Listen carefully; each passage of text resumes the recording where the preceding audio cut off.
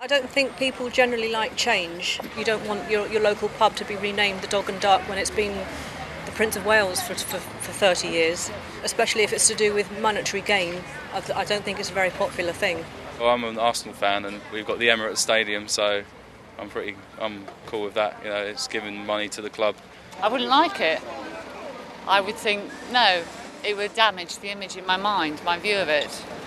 You would think it's just advertising. I mean, it's everywhere now, and there's nothing you can do about it. The place doesn't change, it's just the name of it, isn't it? Say like Virgin Media or Virgin or O2 wanted to build a building and call it the O2 building, then fine, but they shouldn't encroach on other buildings, I think everything's just becoming so much more commercial now that everything's losing its sense of tradition and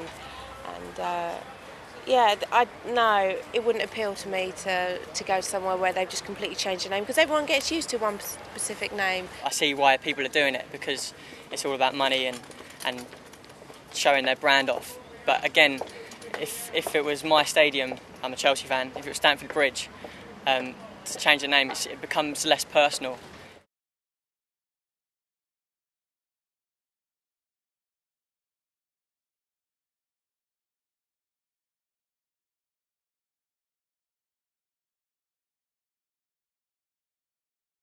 I think it depends on the situations. I mean, it depends on the environment, isn't it? If it is really necessary to rename in order for them to be acknowledged, then why not? Well, they've got their own companies, and if they want to, because it's more about naming themselves, making them more worldwide. So unless they advertise themselves, like just randomly in the street, I don't think they should pass it on to other companies and bands and places like that. I don't think.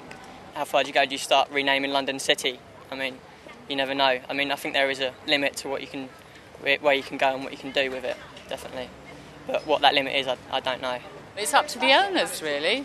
I mean, it's really up to them to make a decision about their customers and their clients and the kind of image they want to portray. I think it's all right. I mean, it's as long as if it's a sort of a historic building or something, if it was called, say, like the O2 Millennium Dome or whatever, so it's still got its original name, like Windsor Castle, for example, if you call it Kleenex Windsor Castle, but as long as you have, so that if people wanted to find out about it, they still could, sort of tourists and people like that wouldn't necessarily know the new name.